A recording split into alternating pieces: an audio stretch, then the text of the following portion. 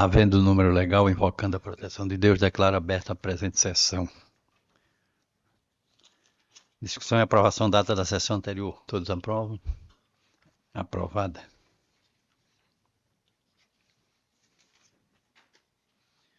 Julgamentos.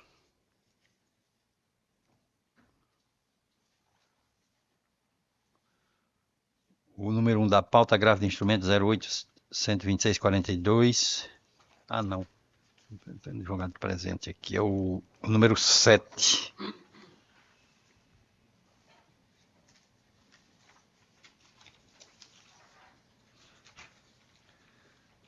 O número 7 é a apelação civil 08-00407-21.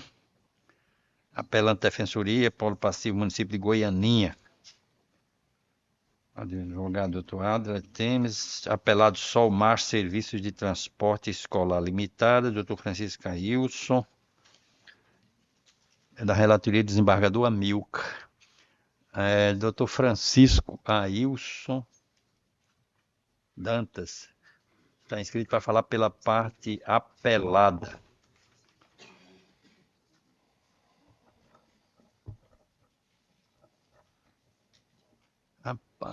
Só um minutinho, certo.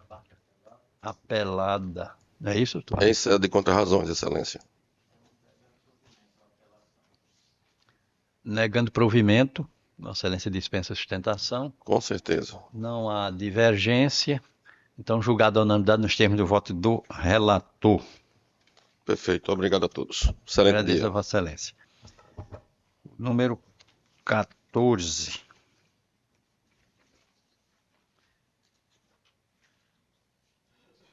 Número 14, apelação civil 0806-339, apelante José Alves Neto, advogado doutor Felipe Gurgel de Araújo, apelado Edivan Lino dos Santos, advogado doutor Rodrigo Gurgel, relatora doutora Érica Paiva, aqui há requerimento para sustentar.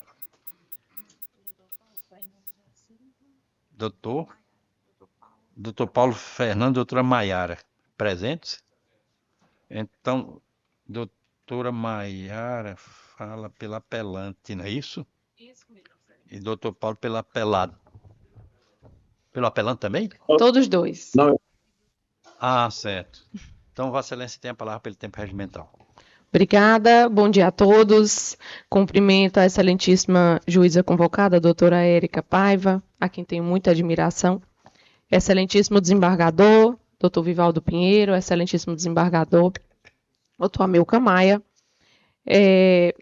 excelentíssimos e ilustríssimos colegas advogados e advogadas aqui presentes, nobre representante da Procuradoria, respeitados serventuários da Justiça e os demais presentes. A razão desta apelação é o inconformismo do apelante, um homem de 76 anos de idade, no auge da vida, carinhosamente chamado de Zezão, lá na cidade de Caicó, de onde eu também sou. Nós estamos, até hoje, surpresos e entristecidos com a sentença ora guerreada. Sentença esta que deferiu um mandado proibitório de interdito proibitório, para que o ora apelante, que é o legítimo possuidor e o legítimo proprietário do imóvel, pudesse se afastar do seu imóvel, de um bem em que ele possui desde 2011, quando comprou, e temos juntados aos autos, em sede de contestação, recibo de compra e venda, devidamente reconhecido firme em cartório com data da época, comprovantes de IPTU, todos os impostos e taxas pagas também pelo ora apelante, que novamente reitero é o legítimo possuidor e proprietário do imóvel desde 2011. Vossas Excelências, é de profundo pesar, profunda tristeza, saber que esse homem, nos seus 76 anos de idade, tendo comprado e possuído o imóvel, vindo um terceiro, ora apelado, utilizar do imóvel com subterfúgios para, em um intuito único de, passado algum tempo, utilizar e conseguir adentrar com ação de uso capião. Mas nós não iremos permitir. A justiça não pode permitir que isso aconteça. Esse mandato proibitório, ele foi proferido, como eu já disse, pela segunda vara da comarca de Caicó, foi determinado, foi julgado procedente o processo de interdito proibitório, e nós estamos com o intuito de reformar essa sentença, para que o mandato seja caído por terra e nós possamos reingressar a posse do imóvel, que hoje não está com o hora apelante, devido a este mandato proibitório. O hora apelante, há alguns anos atrás, em 2017, inclusive tem também, juntado aos autos, essa sentença que o hora apelante ingressou com uma ação de reintegração de posse contra o apelado, lá em 2017. Na sentença guerreada, a juíza afirma que o hora apelado conseguiu demonstrar a posse com testemunhas em audiência de instrução e julgamento. E nós conseguimos mostrar a posse com documentos. E também uma testemunha que expressou, que realizou a venda do imóvel, bem como aterrou o imóvel na época.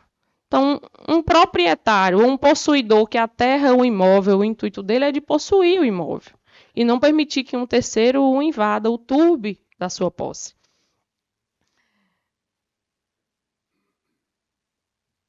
Como eu já relatei anteriormente, no ano de 2017, houve essa ação do hora apelante contra o hora apelado, uma ação de reintegração de posse, pois o hora apelado havia construído um muro no fundo da sua casa, que excedia a sua propriedade. Vale ressaltar que a casa, a residência do apelado, fica em linha divisória. Ele é confinante do imóvel em questão, do imóvel em litígio. E ele havia construído um muro no ano de 2017, iniciado a construção de um muro já nesse imóvel objeto desse litígio. Na época, foi ingressada com a ação de reintegração de posse, foi deferida uma medida administrativa do município para que embargasse essa obra. A obra foi embargada. O hora apelado, que na época era réu da ação, derrubou o muro e o apelante voltou novamente para a posse do seu imóvel. Então, vemos aqui diversos fatos, diversos documentos já acostados aos autos que demonstram a real posse. E não vamos nem falar em propriedade, porque falamos em ação possessória, mas já reiterei várias vezes que a propriedade também foi comprovada. E é por este motivo que estamos aqui tentando reformar essa sentença. É o pleito do apelante, é o pleito dessa causídica, também do meu colega Dr. Paulo, que está aqui presente, e é o que nós pedimos e requeremos e acreditamos ser a justa decisão. Obrigada a todos.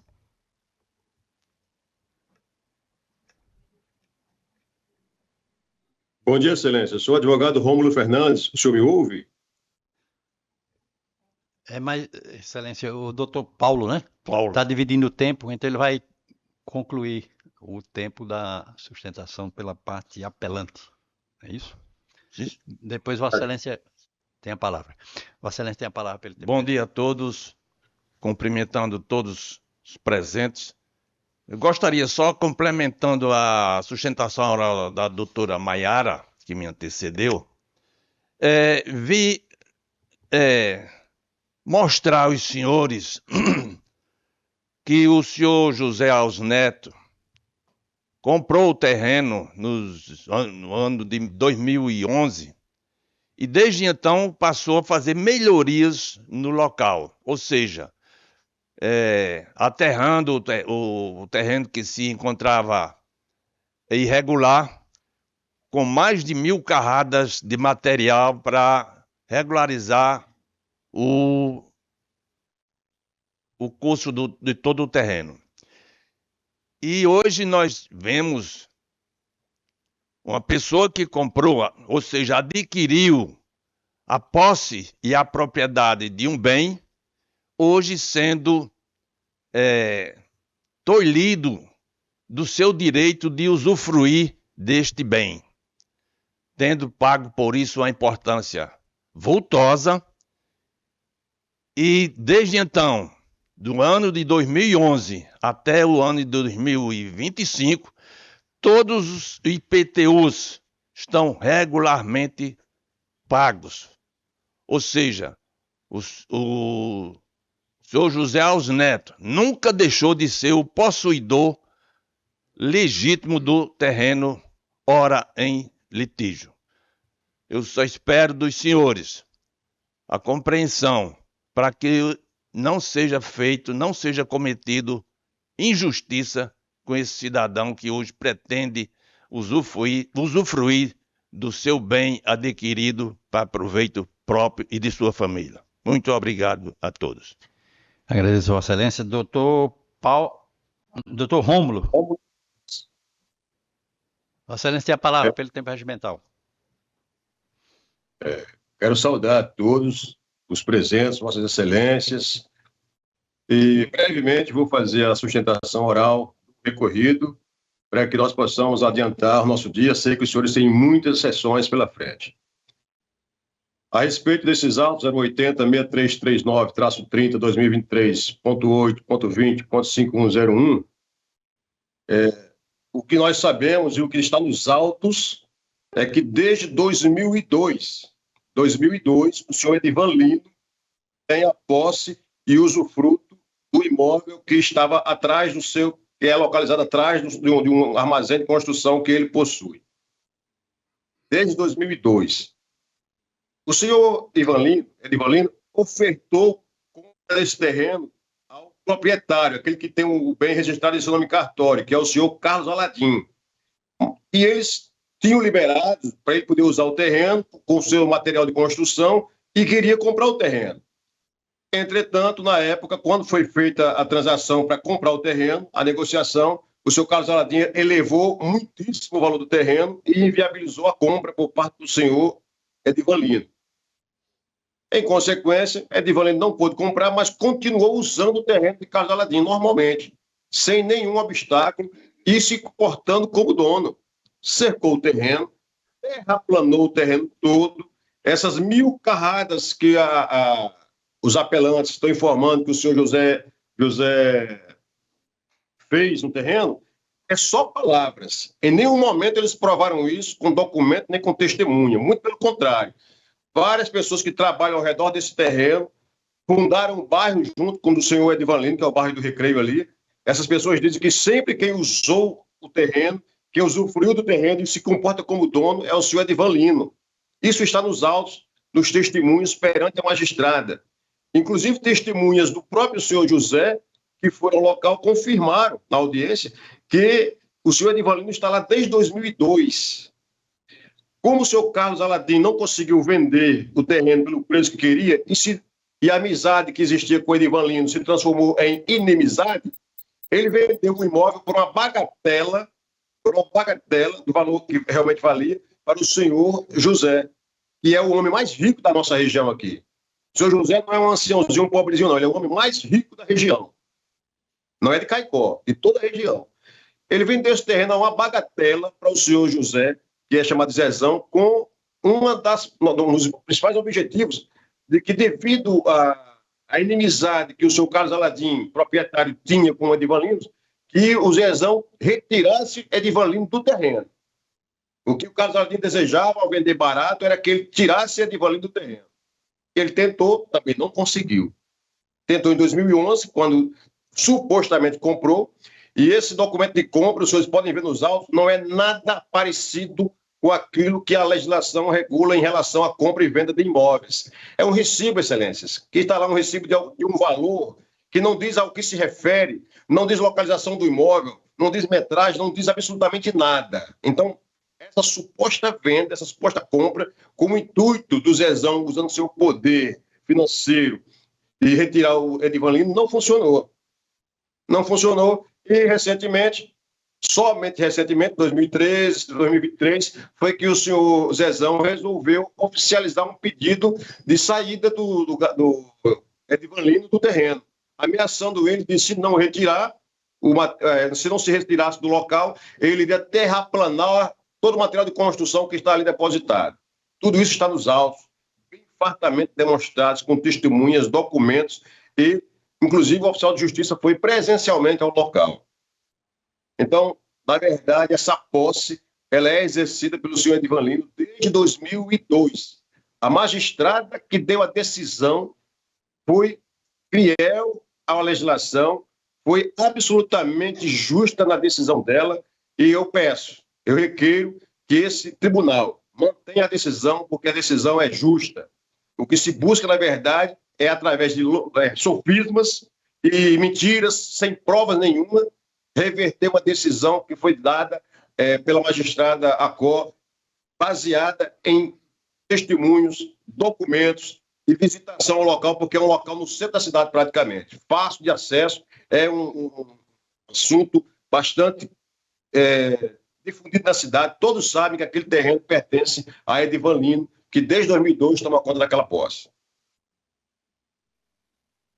Estou encerrado. Agradeço a Vossa Excelência o voto da relatora por entender que não há justificativa a embasar a reforma da sentença, é desprovendo o recurso e majorando os honorários de 10% para 12%. Não há divergência, então, julgada a unanimidade nos termos do voto da relatora. O número 2 da pauta da minha relatoria, agravo de instrumento 0817-733, Banco do Brasil agravante, agravado Pirâmide Palace Hotel, Dr. Clenildo Xavier, está inscrito para falar pela parte agravante, Banco do Brasil.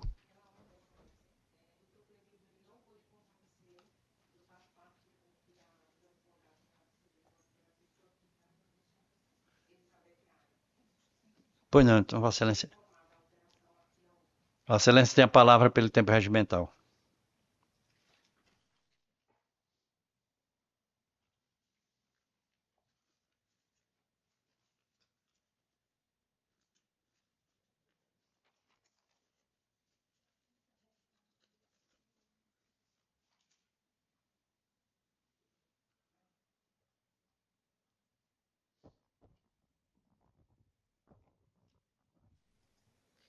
Bom dia a todos os presentes. Cumprimento a todos os componentes dessa adulta Câmara Civil, terceira Câmara Civil. Estou aqui para fazer a sustentação em nome do Banco do Brasil, que é a parte agravante deste recurso. Inicialmente, seria o caso de esclarecer o objeto do recurso, né? O presente recurso visa a reforma da decisão interlocutória proferida pelo juízo de origem, em face de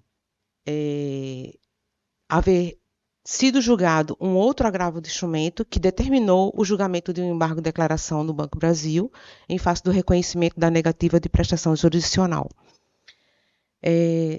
Nessa decisão que está sendo agravada, a juíza homologou ou ratificou a homologação dos cálculos apresentados no juízo de origem, acolheu o cronograma de pagamento sem que houvesse a manifestação da parte contrária, e rejeitou os embargos de declaração, por fim, do banco. Em sede de preliminar, o banco alega mais uma vez a questão da negativa de prestação jurisdicional, a necessidade de serem revistos os pontos trazidos nos embargos de declaração, que não foram enfrentados, e que é o objeto principal da lide hoje posta da contenda judicial entre o Banco do Brasil e o Grupo Pirâmide, que é a empresa, o Hotel Pirâmide, e seus sócios, que são co-obrigados das operações. O que eu gostaria de ressaltar aqui, principalmente, para que não haja questionamento quanto à preclusão do direito ou haver a repetição da matéria do recurso, é que na verdade, as demandas ou as operações entre o Banco do Brasil e o Pirâmide resultaram em dois processos, duas execuções extrajudiciais. Essas execuções, elas tratam da cobrança de todas as operações que foram formalizadas pela empresa Pirâmide, que hoje é o Grupo Pirâmide, ou existe um outro nome, outra que agora não me recordo, e resultaram nessas duas execuções. Contudo, a matéria discutida hoje em ambos os processos resulta de uma única decisão que ela foi prolatada, né, proferida nas duas execuções, quem deferiu o segmento das execuções. Do cumprimento de sentença, na verdade, é um cumprimento de uma sentença judicial que requereu o cumprimento de uma homologação de acordo. O acordo envolveu todas as operações. E essas operações, elas hoje encontram-se discutidas em dois processos diferentes.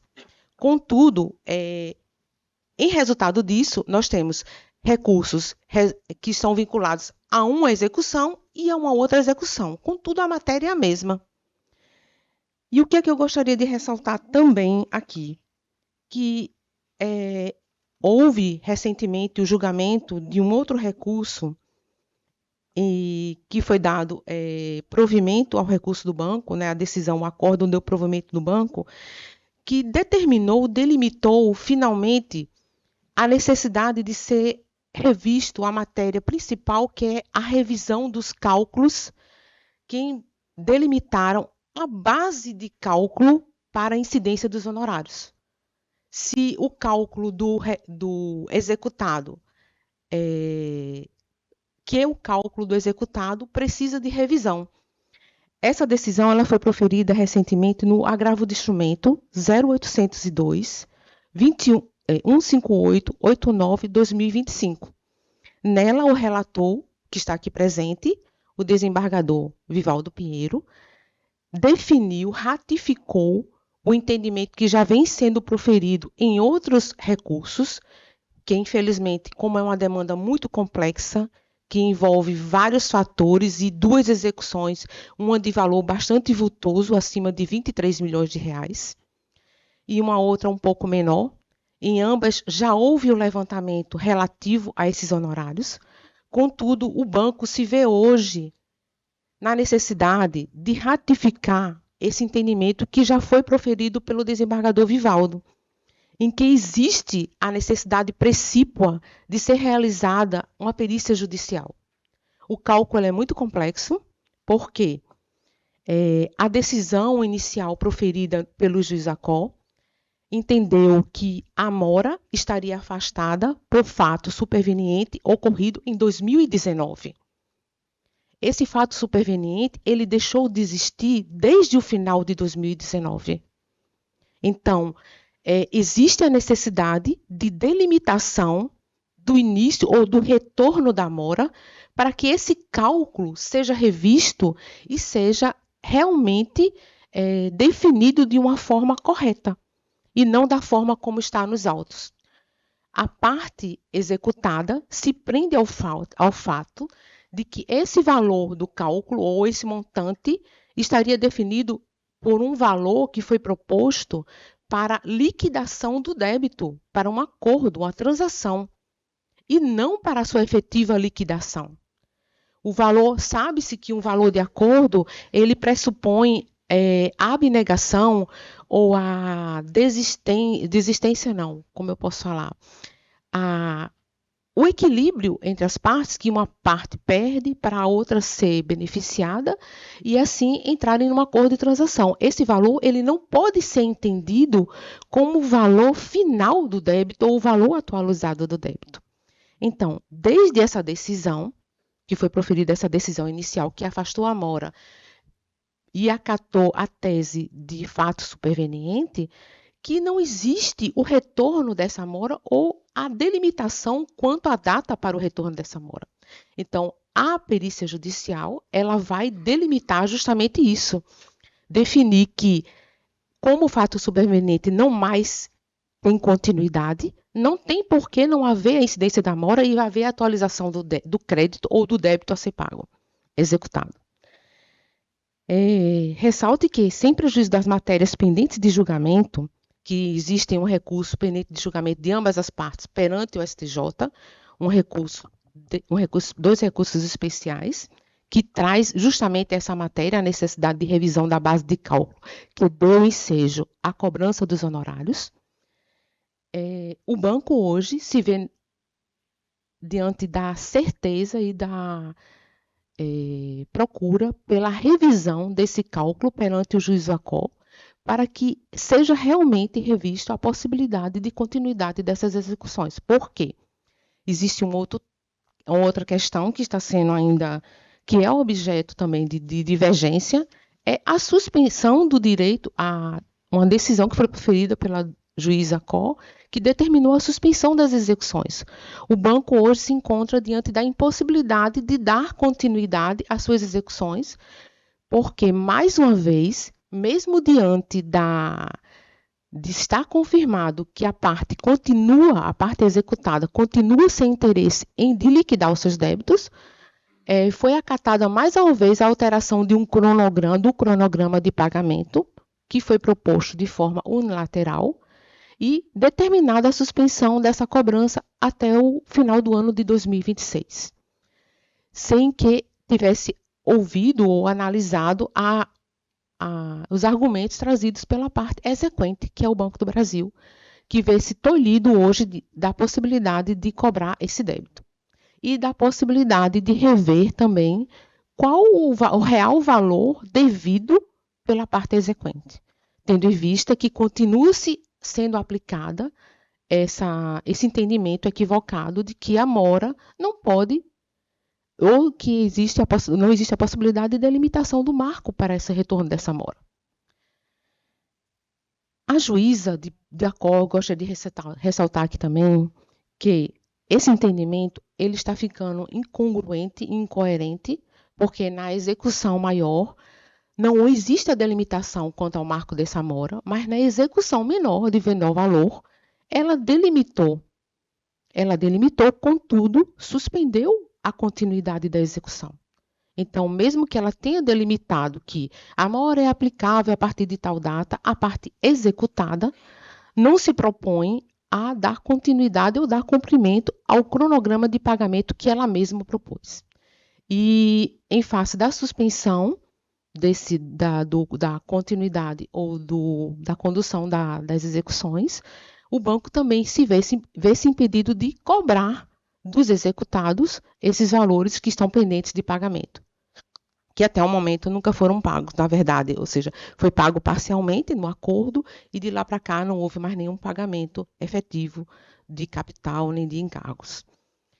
Então, o que se espera aqui, com essa sustentação ou com o julgamento desse novo recurso, que pode parecer que está tratando de matérias repetitivas, que na verdade o são, porque o juiz ACO se nega a querer analisar essa questão e dar seguimento ou à liquidação, que seria o mais correto, ou à realização de uma perícia judicial que possa definitivamente analisar e definir essas questões que ficaram pendentes quanto à veracidade e execuibilidade desse valor que foi apresentado pela parte executada, na verdade, né, que foi acatado de forma unilateral. Qual a relevância do acórdão que foi preferido no último agravo? No julgamento do agravo 0802.158/89, dígito 89, ano 2008, a terceira Câmara reconheceu a negativa de prestação jurisdicional mais uma vez em face da omissão da juíza ACO ao julgar os embargos de declaração e não querer se adentrar às questões de mérito trazidas no recurso. Determinou a conversão do cumprimento de sentença em liquidação prévia e fixou a tese que a ausência de certeza e liquidez impede a execução direta no termo dos artigos 509 do CPC. Reforçou a necessidade de apuração técnica do quanto debeato, quando os cálculos envolvem complexidade.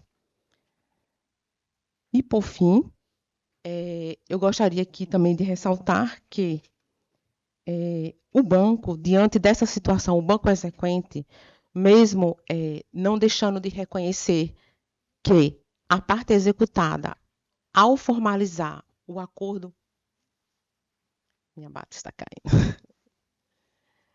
Ao formalizar o acordo extrajudicial e trazê-lo aos autos, né, ratificando esse entendimento quanto ao interesse de realmente procurar um meio de solucionar essas execuções ou de liquidar esses débitos, entende que, em se dando continuidade a esse entendimento de não se delimitar realmente através de uma perícia judicial, se os cálculos estão corretos, ou rever os cálculos da parte executada, que foi o valor que foi acatado pela juíza Col, isso mantém o risco, né,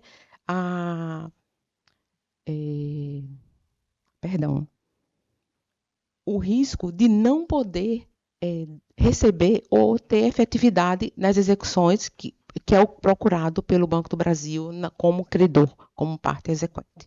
É isso que eu gostaria de deixar aqui perante essa adulta Câmara, e que seja acatado o pedido, mais uma vez, de reconhecimento quanto à negativa de prestação jurisdicional e ratificados os termos que já foram expostos no recurso anterior e que sejam aplicados para o presente recurso. Agradeço a todos e desejo um bom dia. Agradeço a Vossa Excelência. O voto está disponibilizado? Tem. Doutor André Felipe. Tem a palavra pelo tempo regimental.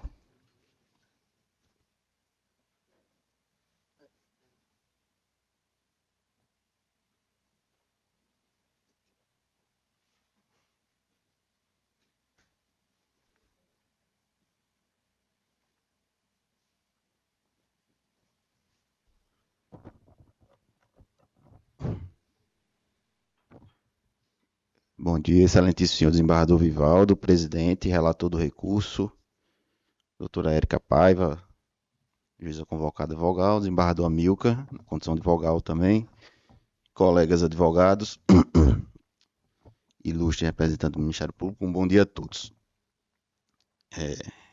Não sei como é que está o voto de Vossa Excelência em relação ao caso, mas até por uma questão de transparência, eu queria fazer alguns esclarecimentos, porque, assim, ouvindo muito respeitosamente a fala da colega advogada, me veio aquele ditado, assim, né? Uma história contada 1000 vezes, ela acaba se tornando uma verdade. E, se eu não me engano, esse deve ser o 8º ou 9º agravo de instrumento que a gente está discutindo a mesma matéria. Só eu mesmo vim aqui 3 vezes sustentar sobre o mesmo caso, excelências. Então, assim, é uma tentativa, com devido respeito, de insistência, de vencer pela insistência. Eu queria pedir licença aqui para tentar trazer mais uma vez uma retrospectiva do que aconteceu de fato e esclarecer a Vossas Excelências o que é que está sendo julgado realmente. Existe 2 execuções, de fato, que tramitam na 14ª Vara Civil. Em discussão, um acordo que tinha sido formalizado pelo Banco do Brasil e a empresa agravada, que naquela altura havia uma pactuação de um pagamento de um saldo remanescente desses processos, e naquela ocasião, o acordo formalizado ainda em 2018, ele restava o cumprimento de uma obrigação de pagamento de mais ou menos, se me falhar a memória, me perdoem, mas de mais ou menos R$2.250.000, alguma coisa em torno desse valor. E houve várias circunstâncias que impediram o cumprimento dessa obrigação, e aí o banco veio com a execução absolutamente, uma coisa que eu nunca tinha visto na minha vida, de um valor de 2 milhões, saltou para quase 200 vezes esse valor. E oportunamente a empresa argumentou que houve houve circunstâncias que impediram o cumprimento dessa obrigação e fez a impugnação ao cumprimento de sentença, quando o juízo reconheceu corretamente que a execução não poderia dar esse salto multimilionário e determinou que fosse feita a continuidade da execução em relação ao valor originário, bastando apenas que se fizesse a correção deste valor de acordo com os critérios do próprio acordo. E naquela altura, essa mesma discussão, ela veio para essa Câmara, para ser julgada, inclusive, sob a relatoria do eminente desembargador Vivaldo, que já deve estar cansado dessa matéria, com todo respeito.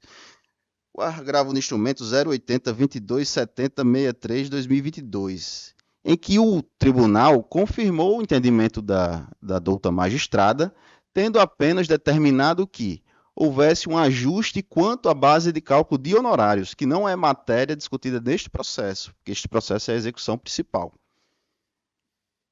E, partindo desta decisão do tribunal, a empresa fez o pedido ao juízo de primeiro grau naquela ocasião, no sentido de que, Excelência, dê cumprimento ao acórdão do tribunal para que se chegue no valor que seria o valor correto. E o valor que, naquela ocasião, foi indicado pela empresa, de boa fé e de forma autônoma, espontânea, sem qualquer provocação do banco, teria sido o valor que está sendo em discussão agora neste agravo instrumento, o valor de R$ 3.822.986,25. E aí, Excelências, começou uma nova discussão. O banco, ao invés de o banco chegar e também no sentido de cooperar com o andamento do processo, isso aqui eu digo, Excelências, que foi um fato que não foi revelado aqui na tribuna, que é um fato incontroverso. Até hoje, essa discussão vem desde 2022, mas até hoje, 2025, o banco não diz qual é o valor que ele entende correto. A juíza, na primeira decisão que tratou da matéria, ela deixou esclarecido que o banco teve 3 oportunidades de dizer esse valor, porque o juízo, antes de homologar o valor, intimou o banco por 3 oportunidades distintas para que o banco apresentasse os cálculos, para que o banco dissesse o valor que ele entende devido e para que o banco se pronunciasse sobre os cálculos que foi apresentado pela empresa devedora.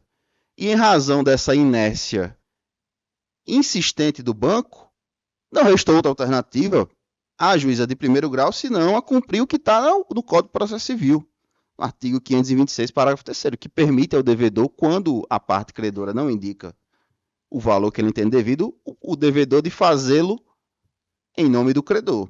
E aí, somente em razão disso, por isso que aqui eu gostaria de destacar que não há violação a contraditório, não há violação a princípio da não surpresa, não há violação a devido processo legal. O que há, Excelências, é preclusão. Porque se do contrário fosse, se o devedor alegasse excesso de execução, não apresentasse os seus cálculos, não dissesse o valor que ele entende devido, o próprio código diz que o devedor, que a matéria de excesso de execução ela deve ser liminarmente rejeitada. Mas quando o credor também não exerce, não deveria ser o mesmo tratamento? Então aqui, Excelências, a discussão ela é muito mais simples e objetiva do que se pode parecer e do que se pode entender da fala do banco. Na verdade, não existe complexidade. Eu queria, Excelências, inclusive pedir licença mais uma vez para fazer uma menção ao trecho que está no próprio acórdão, que foi o objeto do cumprimento pelo juízo de primeiro grau, em que essa egrégia Câmara, ao tratar da questão da necessidade de apuração dos cálculos, menciona expressamente que esse montante seria um montante remanescente corrigido que deverá ser informado pelos agravados e consolidados após manifestação do agravante.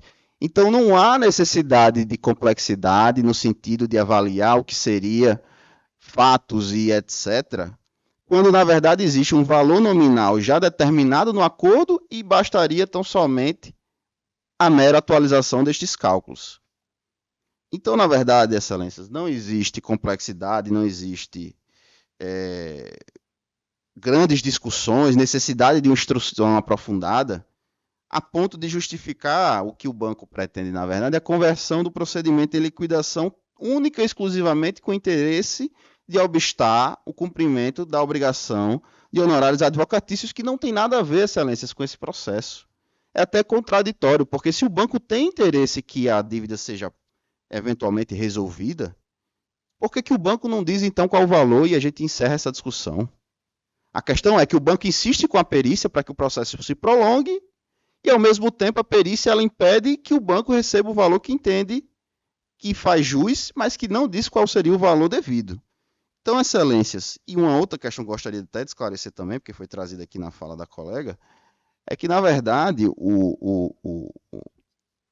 a empresa gravada, ela não se baseia em nenhuma proposta de pagamento, nada relacionado à transação ou conciliação. Na verdade, o valor que a empresa apresentou ao juiz de primeiro grau foi baseado no valor remanescente do acordo, devidamente corrigido com os critérios do próprio acordo, aplicando índice de juros, correção monetária e tudo que caberia nesse cálculo, de acordo com o acordo. E facultou ao juízo que ouvisse o banco, mas o banco não se manifestou. E o juízo, por essa razão especificamente, aplicou a homologação em razão da preclusão e da inércia do banco, e não porque houve complexidade ou outra coisa neste sentido.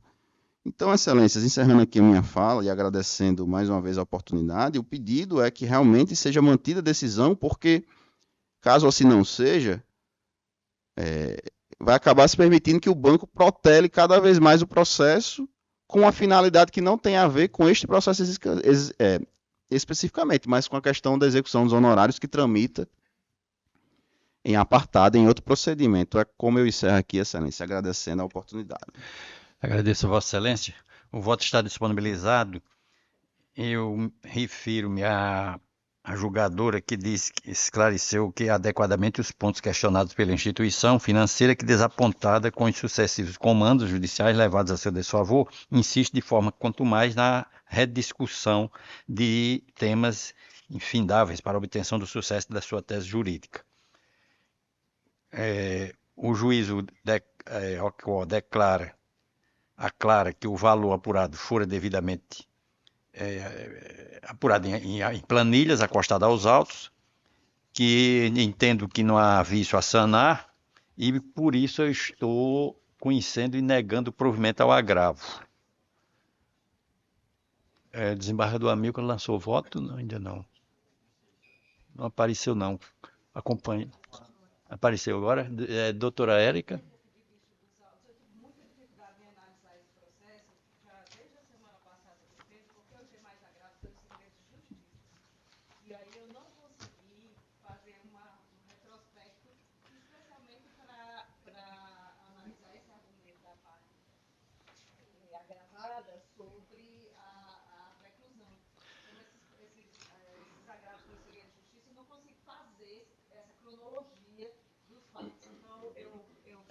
Pois não.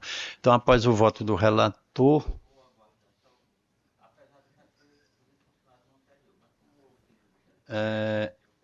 a doutora Érica pediu vista dos autos, desembargador Amilcar aguarda para a próxima sessão. O número 1 da pauta, também da minha relatoria, agravo de instrumento 0812-642, agravante GF de Moura Limitada, advogado doutor Enio Ricardo, agravado do Estado do Rio Grande do Norte. Doutor Enio está inscrito para falar pela parte agravante.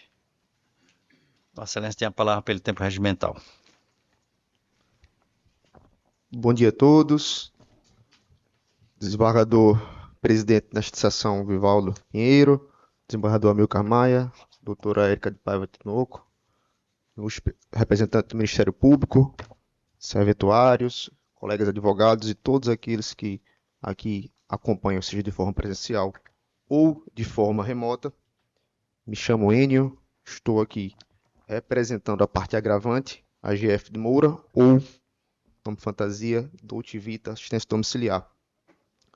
De forma sintética, esse caso aqui, tratado, é um agravo de instrumento, do qual se desenrolou um agravo interno em razão da decisão monocrática proferida pela relatoria do desembargador Vivaldo, ambos versando única e exclusivamente a respeito da homologação de um acordo firmado entre a empresa agravante e o Estado do Rio Grande do Norte. Existem alguns aspectos, alguns pontos cruciais que eu entendo pertinentes demonstrar para Vossas Excelências, especialmente alguns marcos temporais. Trata-se aqui de uma prestação de serviço de home care, ou assistência domiciliar, ao paciente José Lorenzo, lá da comarca de João Câmara. O serviço foi interrompido decisão judicial, em 11 de agosto de 2021.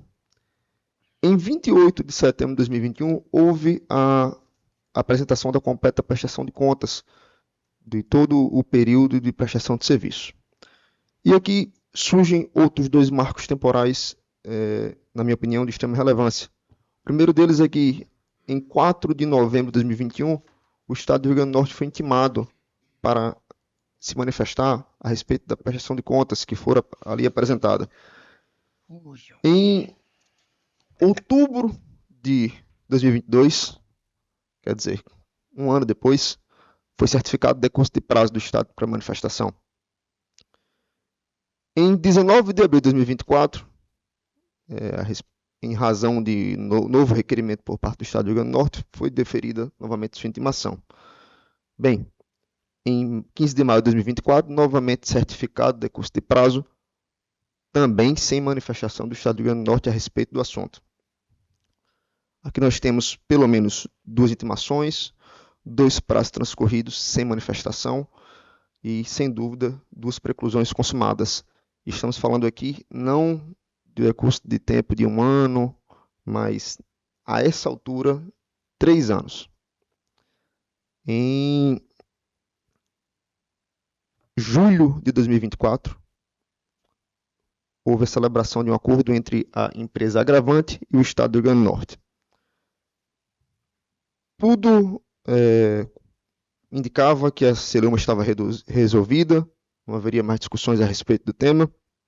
Eis que, de forma surpreendente, o Estado do Rio Grande do Norte peticiona, após ele mesmo peticionar o termo de acordo nos autos, requerendo a suspensão do termo do acordo, sob a alegação de que precisava analisar a documentação. Bem, sobreveio uma decisão do juízo da comarca de João Câmara, que entendeu pela não homologação do acordo, decisão essa que foi agravada, e aqui eu passo para os fundamentos práticos a respeito dessa situação. Primeiro, me parece que há uma evidente má-fé e um comportamento contraditório por parte do Estado. Vejam bem, o acordo foi firmado com a anuência expressa do Procurador-Geral do Estado, com a anuência do Procurador-Geral Adjunto, pessoas competentes para representar e assessorar o Estado do Rio Grande do Norte. O acordo foi firmado de forma irretratável e irrevogável. Mesmo assim, o Estado resolve, a seu alvitre, requerer a suspensão em um verdadeiro atentado à boa-fé objetiva, à segurança jurídica, tudo que deveria ser resguardado no âmbito do nosso universo jurídico. Agora, outro ponto central. O Estado do Rio Grande do Norte requereu a suspensão, alegando que precisava realizar a auditoria, ou enfim, realizar nova análise dos casos. Vejam bem, estamos em julho de 2025 e até agora não há, nos autos de origem, sequer relatório de auditoria, relatório técnico que possa infirmar os valores cobrados. Não há nada, não há qualquer manifestação que não o requerimento de suspensão por parte do Estado do Rio Grande do Norte, que, diga-se, já havia sido intimado em diversas outras oportunidades para manifestação a respeito do assunto e simplesmente não fez. Seguindo na análise do termo de acordo, me chama a atenção o seguinte trecho, dentro dos considerandos, e eu vou pedir permissão de Vossa Excelência para fazer a leitura desse pequeno trecho. O termo de acordo diz: considerando ainda que o Estado do Rio Grande do Norte reconhece ser devedor do montante de R$ 47.364,50 e que a proposta de acordo é muito vantajosa para o Estado do Rio Grande do Norte, pois haverá uma redução dos valores de 20% sobre o valor bloqueado judicialmente. Veja, esse é um dos trechos dos considerandos do termo de acordo proposto. É inegável a regularidade do instrumento. E aqui eu chamo a atenção para outra situação. O acordo foi firmado com a presença e anuência, como eu já afirmei, do Procurador-Geral do Estado, do Procurador-Geral Adjunto, mas também com a anuência da Secretária de Estado de Saúde Pública e do Secretário Executivo do Tesouro da Secretaria da Fazenda. Todas essas autoridades assinaram e anuíram com o instrumento. Ora, qualquer nova manifestação, seja da Secretaria de Saúde, seja de qualquer outro órgão da administração pública, é, no nosso entender, absolutamente necessária. Reforço, eles passaram praticamente 4 anos desde que toda a documentação comprobatória de prestação de serviço foi acostada aos autos e não há um relatório sequer, uma manifestação sequer a respeito desse tema. E aqui, acompanhando a sessão, no julgamento anterior, o advogado da parte agravada dizia, tendo diversas oportunidades de se manifestar, o banco restou silente, não apontando qualquer valor, exatamente a mesma situação aqui exposta. Foram diversas as oportunidades e largo o lapso temporal que o Estado teve ao seu dispor para se manifestar e não o fez. Não o fez em momento algum. O acordo é válido, o acordo foi firmado por partes capazes, o objeto é lícito, não houve dolo, não houve coação, não há qualquer vício que possa ensejar o não reconhecimento da sua validade, a sua não homologação. E aqui eu gostaria de frisar 2 outros julgados, inclusive oriundos dessa terceira Câmara e de relatoria do desembargador Vivaldo Pinheiro, em que ele atesta pela regularidade de instrumentos firmados da mesma forma, quer dizer, com partes capazes, sem dolo, dentro dos limites do direito disponível. E esses 2 julgados constam nos memoriais que foram entregues a Vossa Excelência. Então, o que se pede aqui é exatamente o que já foi reconhecido por esta Câmara e na relatoria do desembargador Vivaldo em outras oportunidades. Excelências, a agravante confia nesta Câmara e o que deve prevalecer aqui é a eficácia dos atos processuais, a boa-fé objetiva, a segurança jurídica. Por esse motivo, o que se pede aqui é o provimento do agravo interno e do agravo de instrumento para reformar as decisões agravadas e determinar a homologação imediata do acordo firmado, do acordo celebrado entre as partes. Muito obrigado pela atenção. Bom dia, excelências. Agradeço a Vossa Excelência. Eu estou encaminhando o voto, julgando prejudicado o agravo interno e em estreita consonância com o parecer da 6ª Procuradora de Justiça, conhecendo e negando provimento ao agravo de instrumento, mantendo incólume a decisão recorrida. Não há divergências, então, julgado a unanimidade nos termos do voto do relator. O próximo é o número 15 da pauta.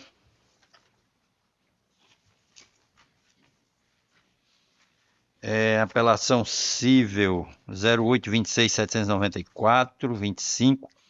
Apelante Espólio de Fernando de Medeiros Santos, advogado Dr. Pedro Emanuel Braz, apelado Lindenberg Aguiar da Cunha e outros. Relatora doutora Érica Paiva. Está inscrito aqui Dr. Pedro Emanuel, falando pela parte apelante. Dr. Ivel L. Brandão, parte apelada. Está presente? Apelada? Não.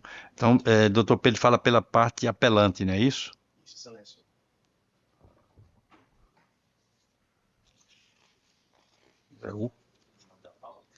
É o 15.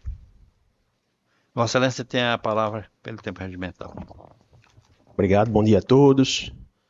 Gostaria de saudar o eminente desembargador, presidente dessa turma, doutor Vivaldo, doutora Érica, relatora, doutora Milka. No presente caso, nós temos, na verdade, essa apelação ela não trata efetivamente do mérito. O que a gente discute aqui nessa apelação é a distribuição dos ônus sucumbenciais. Trata-se de uns embargos de terceiros em detrimento de uma penhora realizada num imóvel em que o antigo proprietário, após buscas no cartório de registro de imóveis, foi identificado que existia esse imóvel, de fato, registrado em seu nome. Fizemos as diligências no cartório, realizamos a premonitória, informamos ao juízo e, posterior a isso, foi realizada a penhora nesses imóveis. De fato, foi ajuizado a posterior a isso uns embargos de terceiro pelo adquirente desse imóvel, onde demonstra que esse imóvel foi adquirido em 2009 e, mesmo assim, após um lapso temporal de mais de 15 anos, ele não foi efetivamente regularizado. Então, que a gente tem a transferência da posse para esse adquirente, mas não se tem a transferência da propriedade, que continua em nome dessa construtora. Então, no juízo de primeira instância, foi de fato julgado procedente os embargos de terceiro para desconstituir a penhora, porém houve a condenação de quem foi diligente perante os cartórios de registro de imóvel na condenação dos honorários sucumbenciais. O próprio informativo 591 do Superior Tribunal de Justiça, ele é bem claro quando diz que, em relação ao tema, a sucumbência deve ter por norte a aplicação do princípio da causalidade. Nesse sentido, a súmula 303 do STJ dispõe especificamente os embargos de terceiros, em embargos de terceiros, quem deu causa à constrição indevida deve arcar com os honorários advocatícios. E é justamente o que a gente vê nesses autos. A parte foi diligente no sentido de buscar junto aos cartórios de registro de imóveis a titularidade dos imóveis, identificou que esse imóvel, de fato, ele ainda continuava em nome da construtora, e posterior a esses embargos de terceiro, identificou-se que essa compra e venda tinha sido realizada no ano de 2009 e até a presente data não foi registrada perante o cartório. Então, não existia possibilidade no caso do embargado, saber que existia, de fato, uma compra e venda realizada nesse imóvel. O próprio superior continua. O adquirente do imóvel, ao não providenciar a transcrição do título da repartição competente, expõe o bem à indevida constrição judicial em demandas ajuizadas contra o antigo proprietário. Nessas condições, não é lícito que a omissão no cumprimento de um dever legal implique em favor da parte negligente, em que esta deve ser considerada vencedora na demanda, para efeitos de atribuição dos encargos de sucumbência. Então, excelências, nesse caso aqui, nós não estamos opondo em relação propriamente ao mérito. Mas o que a gente entende é que quem deu causa efetivamente a esses embargos de terceiro foi a parte negligente que não fez o devido registro perante a matrícula-mãe desse empreendimento. Então, nesse encaminhamento, pedimos provimento a essa apelação para que o ônus sucumbencial ele seja, de fato, atribuído à parte embargada. Agradeço a Vossa Excelência. O voto Excelência? Sim? Eu vou defender pela parte contrária, apelados. Doutor Ivelli Brandão? Doutor Mauro Tadeu, sou do escritório do doutor Ivelli e estou constituído nos autos. Ah, certo. Então, Vossa Excelência tem a palavra pelo tempo regimental. Muito obrigado, Excelência. Excelentíssimo senhor presidente, excelentíssimos senhores desembargadores, senhor representante da Procuradoria, membros senhores servidores e advogados. Então, como já falado pelo nobre colega, trata-se na origem de um embargo de terceiros em que os embargantes, ora apelados, senhora Venice e senhor Lindenberg, defendem a propriedade do seu imóvel, demonstram nesse processo a legítima propriedade do seu imóvel, que sofreram uma constrição patrimonial oriunda de um processo executivo, né, movido pelos horas apelante, né, um espólio, em face da construtora. O fato é que nesse processo de primeiro grau, né? E em momento nenhum a embargada concorda com os documentos apresentados demonstrando a propriedade do imóvel. Pelo contrário, a todo momento ela insiste em opor a propriedade, né, desse imóvel. Com relação à demora para registro desse imóvel, isso não se deu por um motivo muito óbvio e muito comum, que é justamente diversas constrições com relação a esses empreendimentos em que as executadas não cumprem o seu papel, né? E isso daí acaba ocorrendo constrições diversas em várias unidades do empreendimento. E não foi diferente nesse caso. Mas o fato em si, buscando o princípio da causalidade, é que é incontestável que o imóvel tem para o proprietário os apelados, é incontestável que houve oposição dessa propriedade durante todo o transcurso do processo em primeiro grau, que somente agora, em segundo grau de jurisdição, é que a apelante reconhece essa propriedade, né? E é incontestável que esses dois fatos, a propriedade do imóvel e a reiterada não reconhecimento dessa propriedade, se coaduna, né, a uma perfeita subsunção ao tema 872 do STJ, né, que diz que quando há essa pretensão resistida da embargada, o ônus de sucumbência cabe a ela. Então, quero registrar aqui, né, e chamar a atenção dessa perfeita subsunção ao tema 872 do STJ. Mas, excelências, o que eu quero realmente destacar aqui, porque é a estratégia da apelante em se eximir da sua responsabilidade da condenação ao ônus sucumbenciais, pois agora, em segundo grau de jurisdição, ela apresenta um pedido de justiça gratuita. Entretanto, esse pedido não é lastreado de nenhuma prova documental dessa hipossuficiência financeira, nem mesmo a declaração de hipossuficiência é apresentada. Ela simplesmente aduz que o inventário já se encerrou e que não existem mais bens a serem partilhados. Ora, excelência, o que tem aqui, na verdade, é uma verdadeira omissão em apresentar documentos. E por que dessa omissão? Porque há existem vários imóveis e demais bens desse inventário que já foram partilhados. Ou seja, o inventário ele tem, sim, condições financeiras. E os seus herdeiros, conforme o artigo 1997 do Código Civil e seguintes, respondem pelo ônus do inventário até o quinhão que receberam.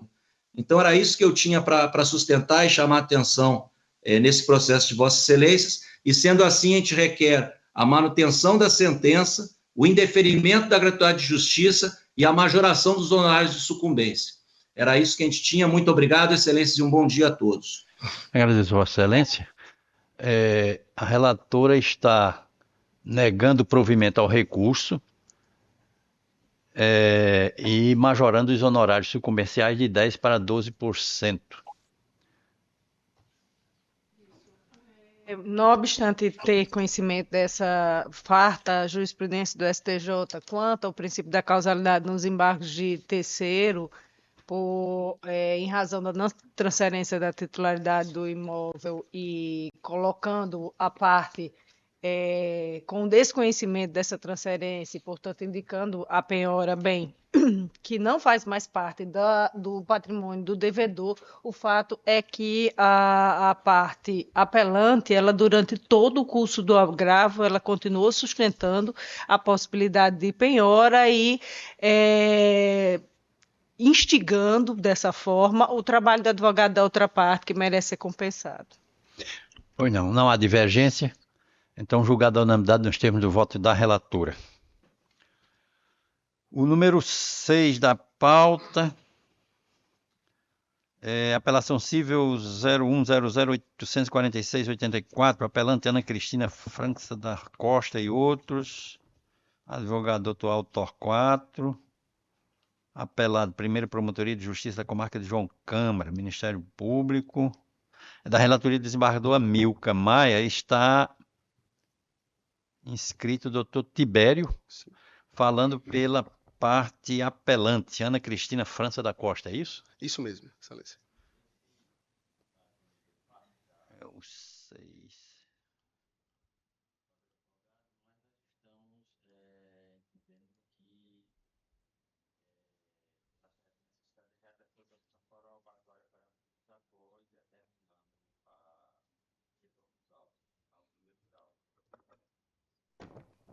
Acolhe sim, excelência. Então, portanto, dispenso a sustentação. Pois não, agradeço a Vossa Excelência.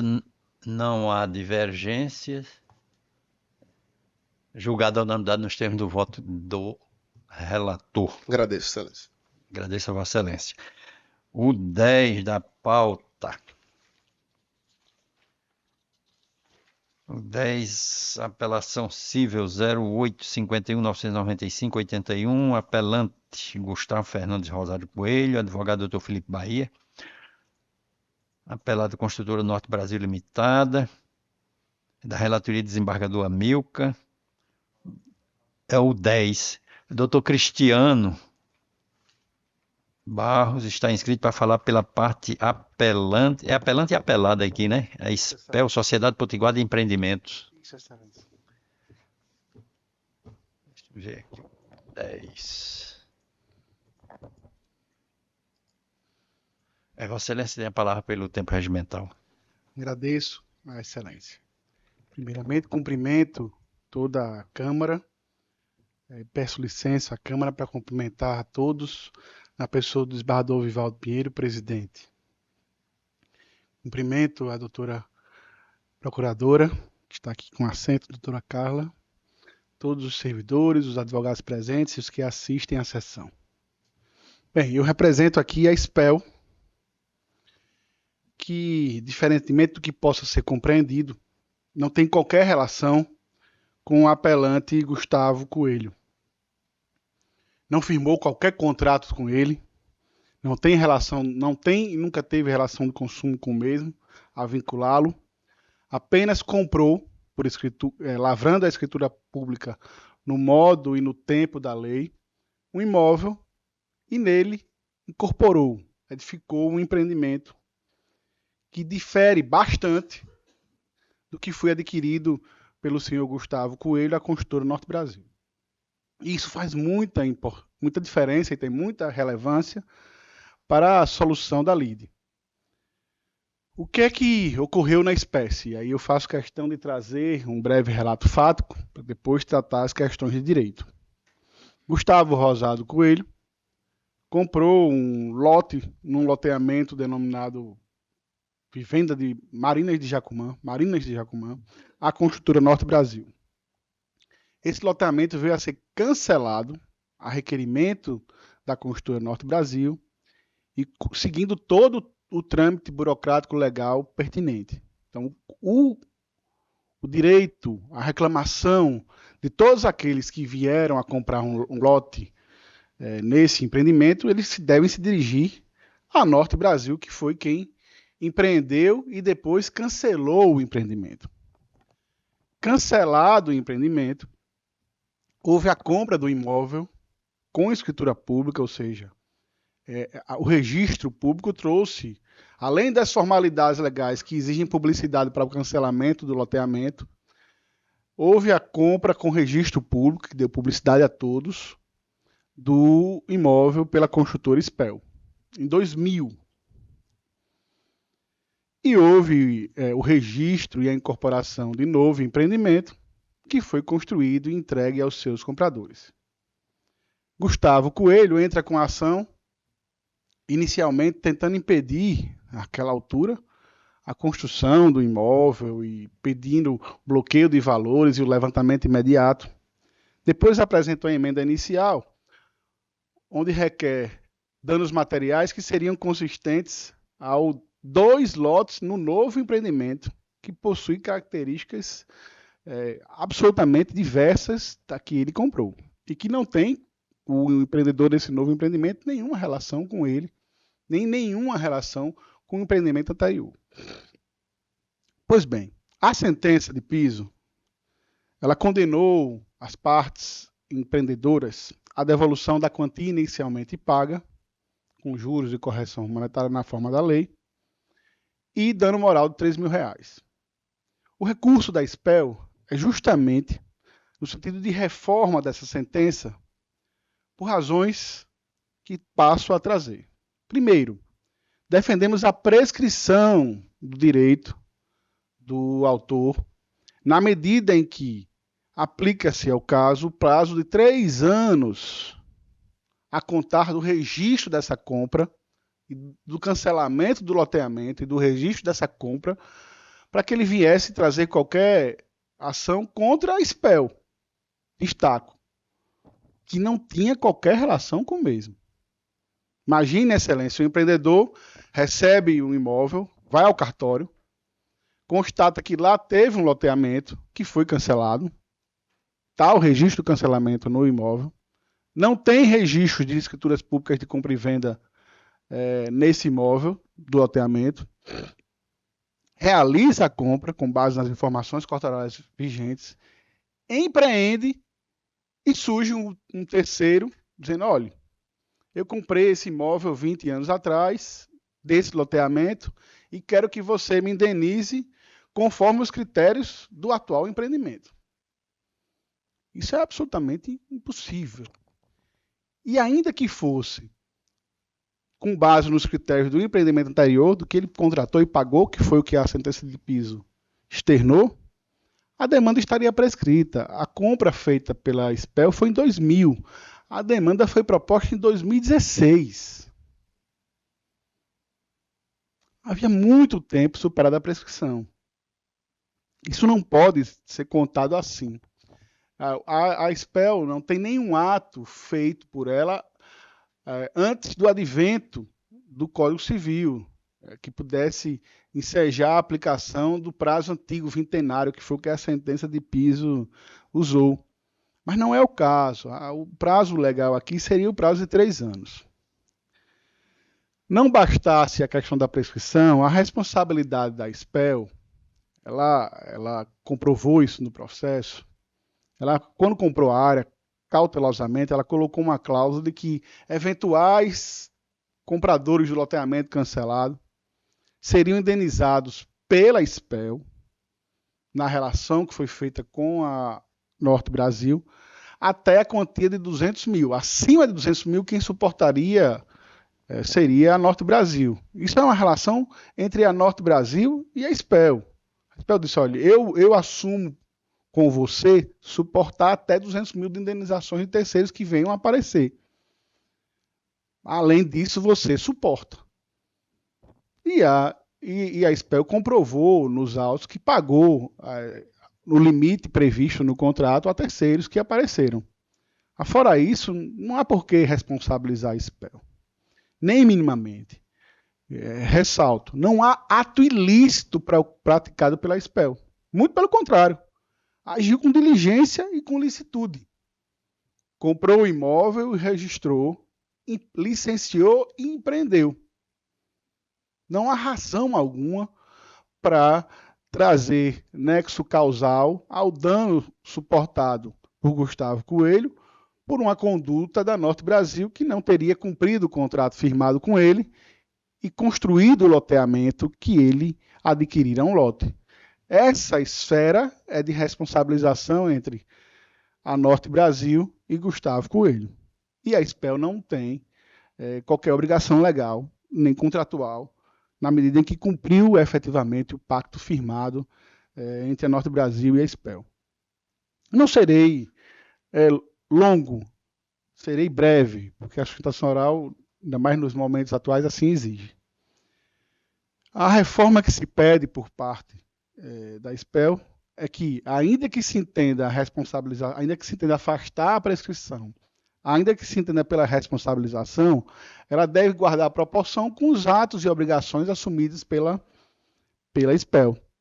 E a juíza de piso não cuidou de realizar essa divisão proporcional entre as responsabilidades, muito pelo contrário. Aplicou uma solidariedade inexistente, porque não se trata de uma cadeia de consumo firmada, não há relação de consumo firmada entre a SPEL e o senhor Gustavo. E a SPEL não sucedeu empresarialmente a Norte Brasil, muito pelo contrário. Comprou um imóvel que não existia empreendimento ali registrado nem construído. Apenas por amor ao debate e por lealdade, eu venho tratar do recurso formulado por Gustavo Coelho, onde ele inova a lide e pede que se aplique uma inversão de cláusula penal. Primeiro, esse pedido não constava em momento algum dos autos na inicial e ele traz na apelação. Nesse ponto, o recurso não deve ser conhecido.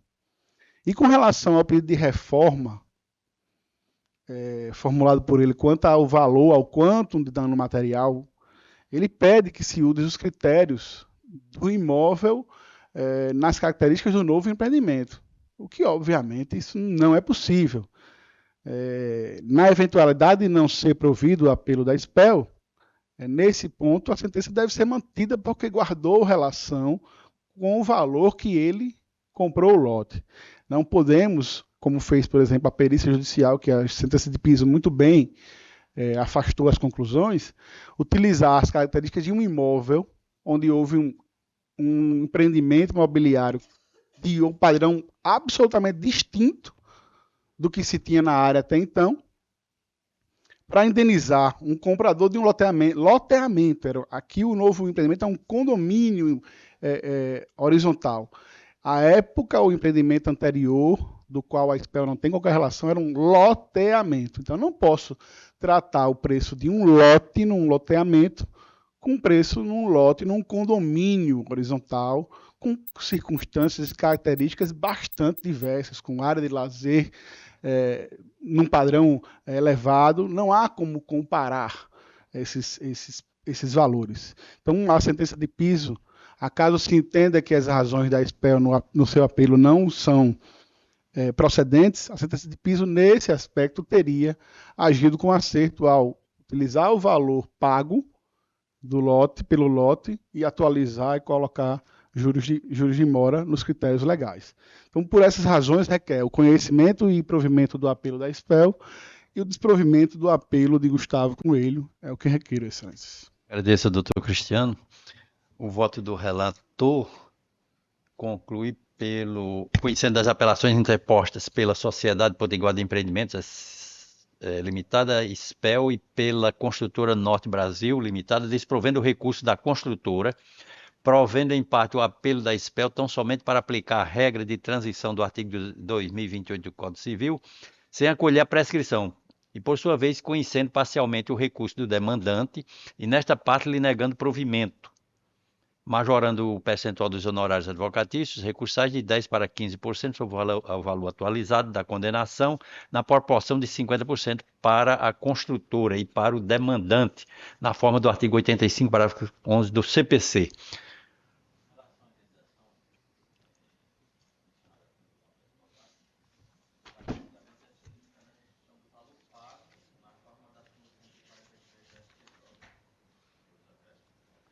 Pois não, não há divergências, então julgado a unanimidade nos termos do voto do relator.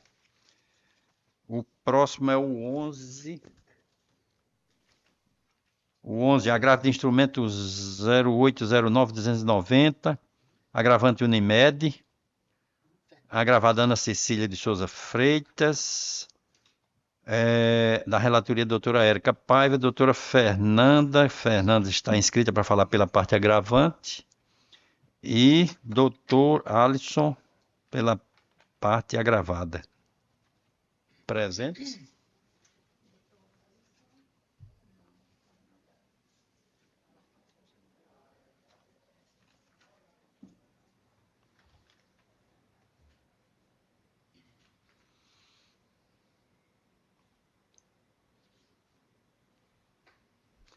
A não ser que a gente...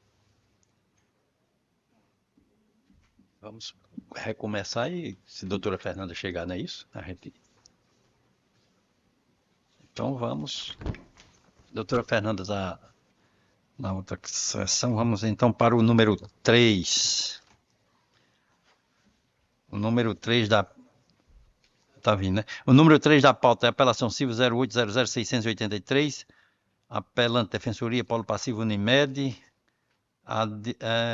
apelada Elimari Régio de Medeiros. Aqui a inscrição da doutora Ohana Galvão, presente, falando pela parte apelada. Doutora, presente. Vossa Excelência fala pela parte apelada, não é isso? Está sem som. Nós não estamos ouvindo. O 3. Doutora Ohana.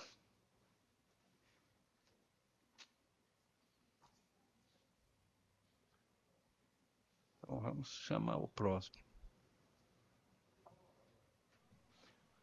Bom, então, doutora Ohana está sem som. Nós voltamos para o número... O 11, foi? O número 11, que é o agravo de instrumento 0809-290. Doutora Fernanda falando pela parte agravante. Da relatora da doutora Érica. Vamos localizar aqui o 11. Então, Vossa Excelência tem a palavra pelo tempo regimental. Muito bom dia, excelentíssimos senhores julgadores da Terceira Câmara Civil do Tribunal de Justiça do Rio Grande do Norte. Cumprimento a excelentíssima senhora juíza convocada, doutora Érica Paiva, relatora do agravo que foi interposto. Nós somos parte agravada. Também ao excelentíssimo senhor desembargador presidente da sessão, doutor desembargador Vivaldo Pinheiro, bem como ao excelentíssimo desembargador Amilcar Maia. Como sempre registro, é uma satisfação estar aqui diante de Vossa Excelência, trazendo as razões colocadas nos autos. Cumprimento ainda a representante do Ministério Público, os colegas advogados e serventuários e serventuárias desta casa. Senhores julgadores, o caso que está sendo trazido ao julgamento dos excelentíssimos desembargadores é exatamente igual ao caso que eu estava, neste momento, sustentando na segunda Câmara Civil. E aí, do que tratam os autos originários? A Unimed Natal, dentro da necessidade que vem aumentando dentro do cenário da saúde suplementar, do cenário da saúde, né? Mas, neste caso da saúde suplementar, de necessidade de aumento da rede credenciada para o tratamento da pessoa que está no transtorno do espectro do autismo. No último ano de 2024, inaugurou aqui em Natal o espaço de multiterapias da Zona Sul, que fica localizado aqui em Candelária. Inaugurou este ano o espaço de multiterapias na Zona Norte e em março deste ano também, 24 de março precisamente, inaugurou o espaço de multiterapias em Mossoró. O que é o espaço de multiterapias? É uma clínica destinada ao tratamento do beneficiário do público neuroatípico, que necessita, né, em razão do diagnóstico do transtorno do espectro do autismo, que sejam aplicadas terapias multidisciplinares, fonoterapia, terapia ocupacional com integração sensorial, terapia ABA, dentre outras, todas com métodos especiais. E, em razão da grande demanda, principalmente a partir da alteração da legislação com a Lei 14.454 e a RN 439 de 2022, em que se determinou o custeio de maneira ilimitada das terapias especiais para esse público, viu-se, então, a necessidade de ampliar a rede. Mas não se trata só de ampliar a rede credenciada, é a rede própria. E por que ampliar a rede própria?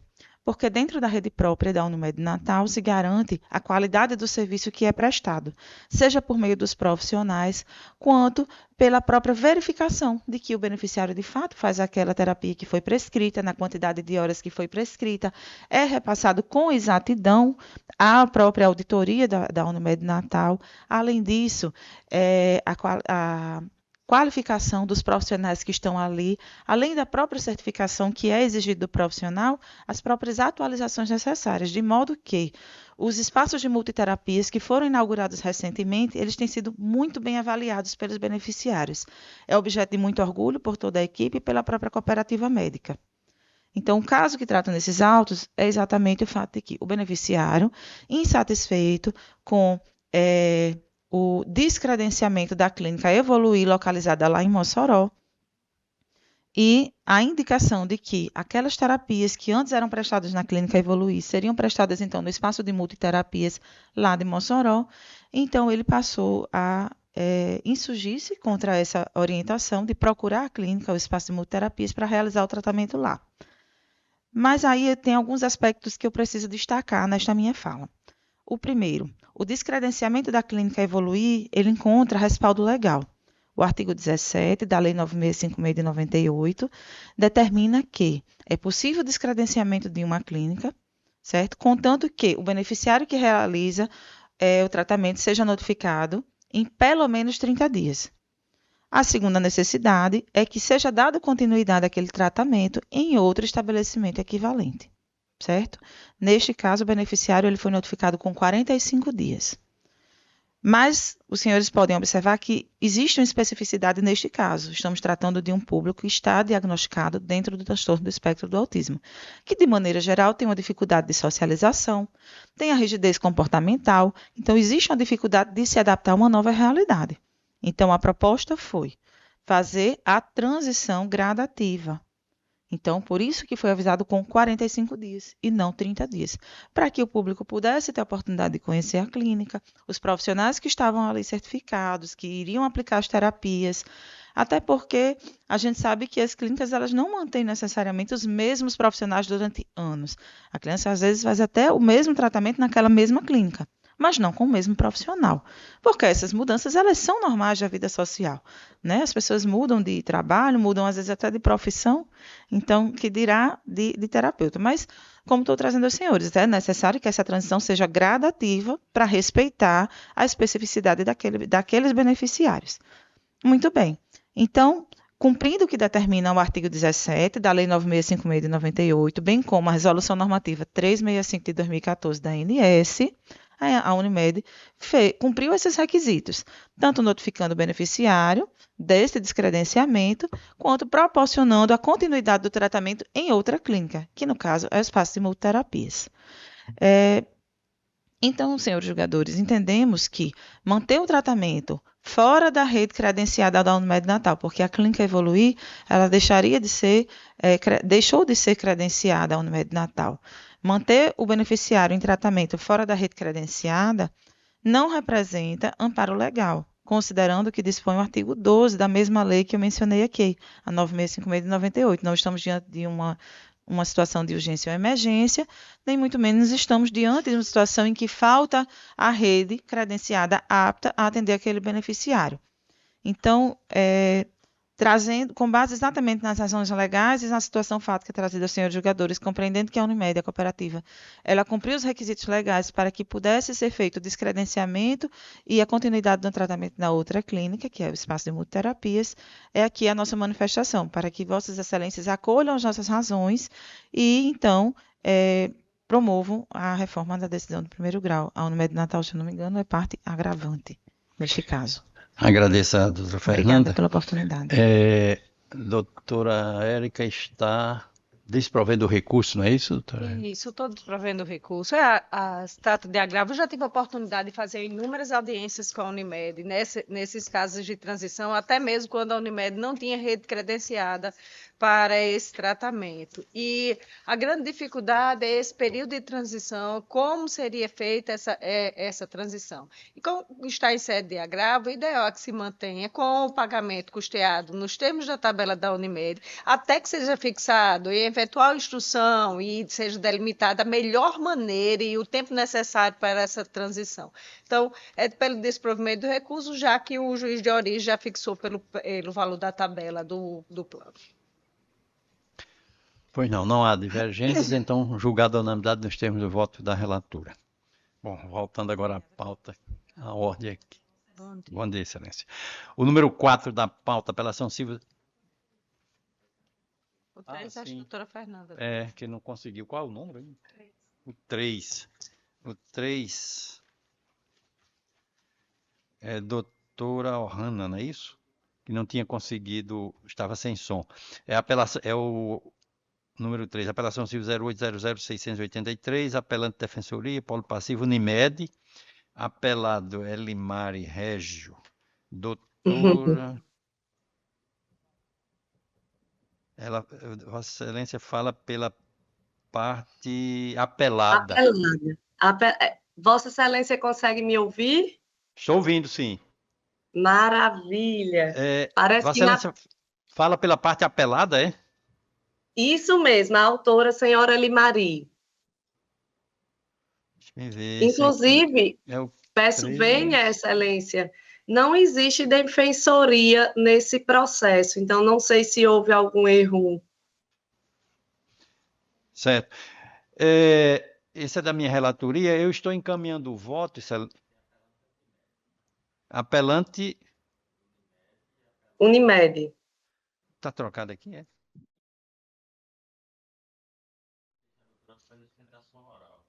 Fernanda não, né? Não, Ah, tá certo. Mas é porque ela fala pela... Apelada. Apelada. Elimari. Isso. E o voto... O voto é... Eu estou conhecendo e negando provimento ao recurso. Então, Vossa Excelência dispensa a sustentação. Dispenso, Excelência. Pronto, não há divergência, então julgado a unanimidade nos termos do voto do relator. Agora sim, vamos para o 4. O 4, apelação civil 0850-104, Cauã Neves Fernandes, apelante, apelado humano assistência médica. Aqui a inscrição do Dr. Bruno Henrique Saldanha, duplo apelo. Está presente? Ausente. Ver como é que está o julgamento do 4. Provido parcialmente.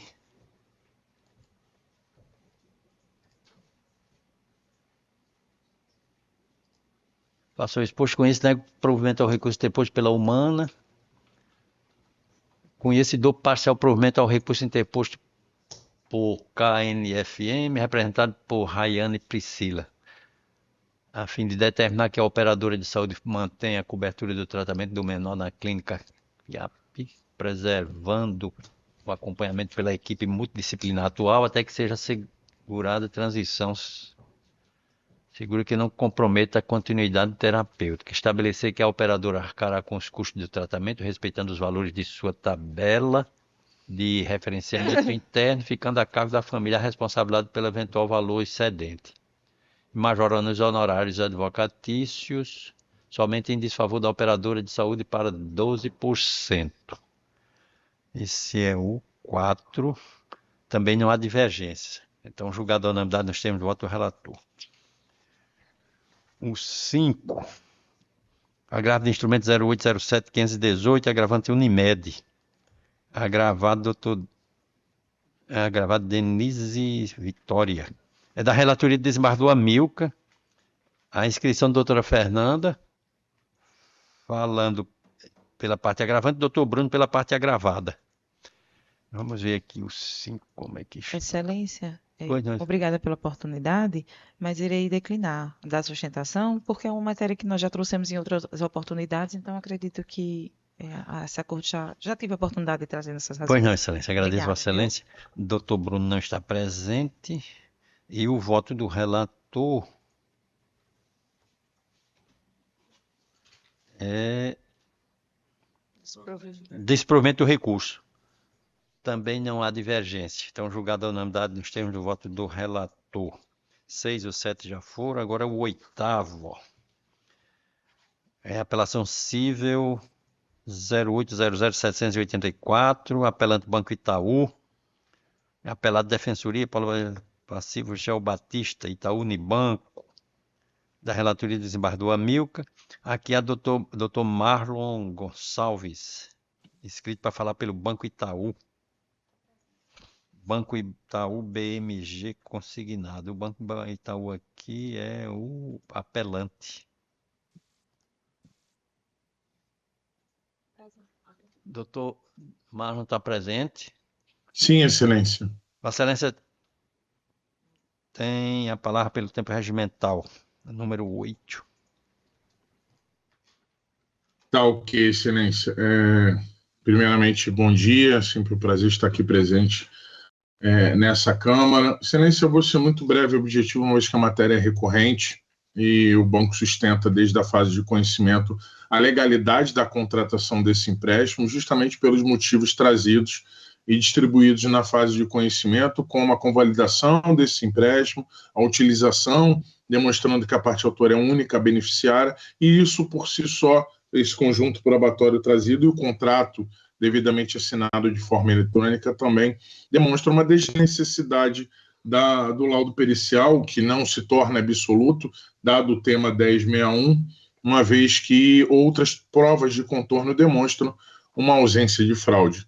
Por esses motivos, entendemos que a sentença que nos condenou ao valor de R$5.000 se demonstrou, de certa forma, excessiva, no sentido da repercussão danosa de uma ausência de má-fé do banco, no sentido da contratação, da cobrança dessas parcelas referente a esse empréstimo consignado. Por isso, pugnamos a reforma da sentença no afastamento da quantia de danos morais ou da minoração, caso Vossa Excelência se não entenda, e o afastamento também da dobra, dado a apresentação do devido contrato regularizado pela parte autora junto ao banco.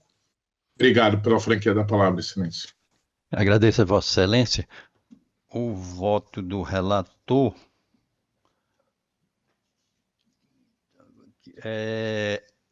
negando provimento ao recurso e, em consequência, majorando os honorários advocatícios de 10% para 15% sobre o valor atualizado da condenação. Não há divergências. Então, julgado a unanimidade dos termos do voto do relator.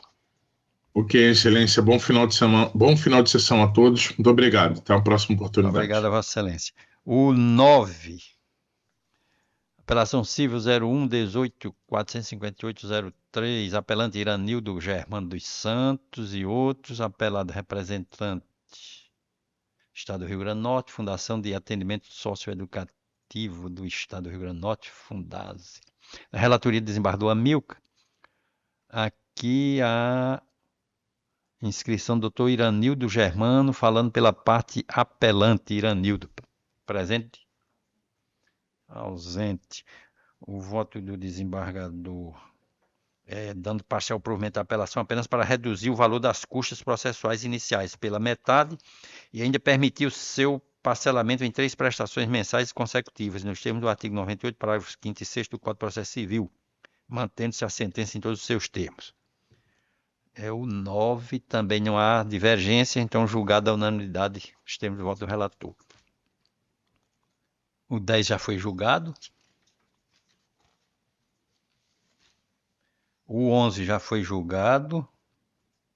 O 12. O 12 é agravo de instrumento 08-09-606, 16, humano agravante, humano assistência médica, agravado Abinoana Lima de Souza. É da relatoria de doutora Érica.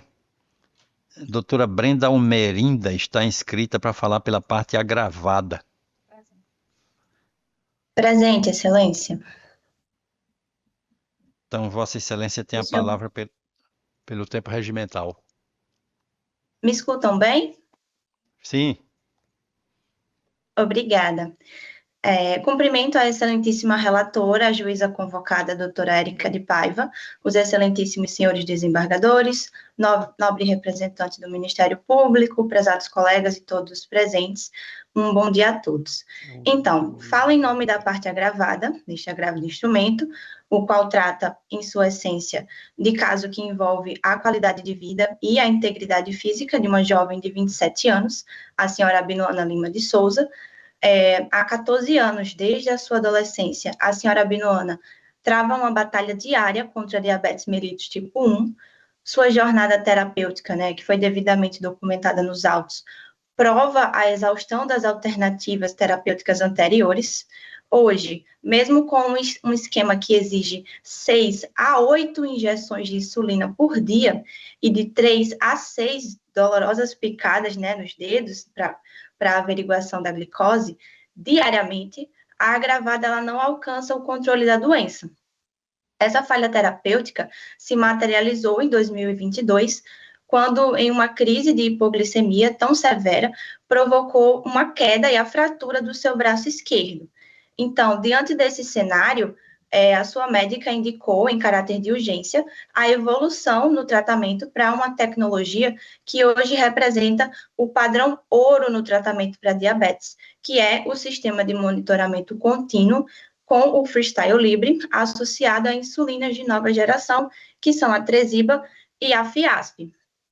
Em primeira instância, excelências, o juízo concedeu a tutela de urgência, determinando que a operadora custeasse o tratamento completo da agravada. Contudo, essa decisão liminar, essencial à saúde da senhora Abinoana, foi suspensa monocraticamente, privando novamente o acesso ao tratamento essencial à sua saúde e à qualidade de vida. A recusa da operadora se baseia basicamente em duas teses. A ausência do tratamento no rol da ANS e a sua suposta exclusão contratual. Ocorre, excelências, que esses exatos argumentos vêm sendo sistematicamente superados por essa egrégia terceira Câmara Civil. E aí peço vênia para invocar o julgamento do agravo de instrumento 0812-33753, em um caso faticamente idêntico ao da senhora Abinoana, que trata-se de uma paciente, né, com diabetes tipo 1, com grande variedade glicêmica, a quem foi negado o mesmo tratamento com o Freestyle Libre, e naquela oportunidade, sobre a douta relatoria do desembargador Vivaldo Pinheiro, esta turma, à unanimidade, deu provimento ao recurso para conceder o tratamento. E o fez com base na Lei 14.454 de 2022, que trouxe a importante superação da taxatividade do rol da ANS. E no entendimento, o entendimento, né, desse precedente é de que a recusa é indevida quando não se aponta um substituto terapêutico eficaz no rol, que é exatamente o que ocorre no caso da senhora Abinoana. A própria médica da senhora Abinoana atesta no laudo médico, que consta nos autos, que para o perfil dela não há substituto no rol. E de forma ainda mais direta, no recente agravo de instrumento 0817-477-34 de 2024, onde a agravada era a própria Humana Saúde, a mesma empresa que figura hoje como agravante neste recurso, naquela oportunidade, a turma não apenas concedeu o tratamento com o sensor, né, com o Freestyle Libre e as insulinas a uma paciente da Humana, como fixou uma tese de julgamento que se aplica perfeitamente ao caso da senhora Abinoana. E aqui eu peço vênia para citar a conclusão de vossas excelências nesse julgado, que firmou a seguinte tese: a recusa de tratamento prescrito, com fundamento na ausência de previsão no rol da ANS ou exclusão contratual, é abusiva e contrária ao Código de Defesa do Consumidor e à dignidade da pessoa humana. A tese da agravante, portanto, não é apenas contrária à lei, ela é contrária ao entendimento já pacificado e reiterado neste próprio órgão julgador.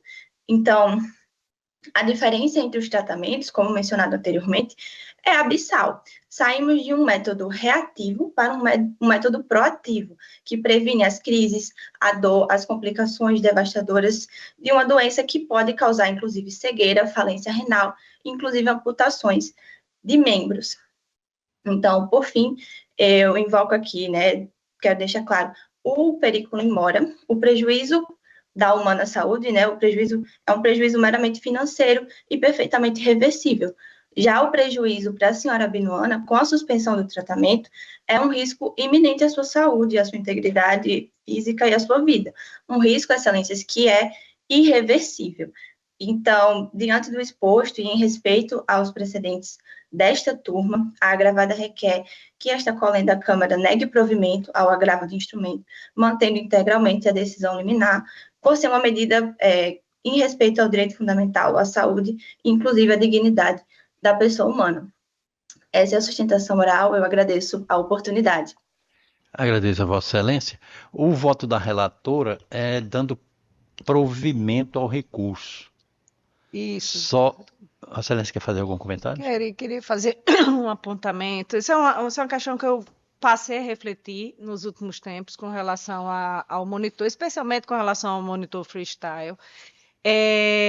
Que tem sido uma demanda recorrente. Não se discute aqui sobre a necessidade ou não da paciente de receber a insulina, de fazer o tratamento pela insulina e de monitorar essa glicemia ao longo de todo o dia com esse tipo de equipamento, que é bem moderno e realmente ele indica e vai regulando a necessidade de insulina ao longo do dia. O que se discute aqui é a previsão regulamentar ou contratual de custeio desse equipamento e dessa insulina em ambiente tipicamente domiciliar. A insulina é uma aplicação comum e vários pacientes de diabetes da mesma natureza, da mesma sintomatologia da parte autora aplicam isso normalmente em ambiente domiciliar, não sendo prevista essa cobertura pelo plano. E o equipamento não é considerado um elemento essencial a tratamento cirúrgico ou outro condicionamento que determine que mesmo em ambiente domiciliar ou durante todo o curso da vida da parte agravada, o plano de saúde deva custear esse monitoramento. Não há previsão nem contratual nem regulamentar para isso. O desembargador Amilcar registrou o voto divergindo. Rapidamente, sem compromisso com a tese, dois fatos que me levaram a adotar posicionamento contrário à relatora. Porque o primeiro, a liminar em primeiro grau havia sido deferida. O segundo é porque em uma rápida pesquisa que estavam concluindo agora, tem precedente do desembargador Amauri e alguns precedentes da minha relatoria onde foi reconhecido a obrigatoriedade do fornecimento desses itens. Mas devemos destacar que muita dessa situação face a essa posição nova do Supremo vai ter que ser revista. Porque o que o Supremo determinou praticamente inviabiliza muita coisa que hoje está concedendo. Mas, como disse, baseado em alguns precedentes que encontrei aqui da nossa Câmara e na questão de que, observando que em primeiro grau já havia sido concedida liminar em favor da agravada, eu vou divergir da relatora. Isso quer dizer que eu vá no método, quando vem a apelação, vai ser a minha posição, mas por essas considerações, por prudência, acho melhor me posicionar dessa forma. E eu, por prudência também, vou pedir vista, porque a advogada disse aí na sua sustentação que tinha um precedente meu. Eu não tive tempo de localizar e checar se realmente é a mesma matéria, bate. Então, eu prefiro pedir vista. Trago na próxima semana. Okay? Bom, então... Próximo é o 13.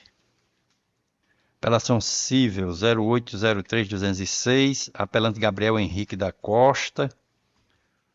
Apela Defensoria, Polo Passivo, Banco BVE SA, Banco C6 SA. É só banco aqui, Itaúcar. Aqui é uma inscrição da relatoria da doutora Érica. E a inscrição do Dr. Edson Soares de Oliveira Júnior falando pela parte apelada, Banco Itaúcar. Está ausente. O voto da relatora desprovendo o recurso e majorando os honorários comerciais de 10% para 12%. Esse é o 13. Também não há divergência nesse aqui. Então, julgado a unanimidade nos termos do voto da relatora.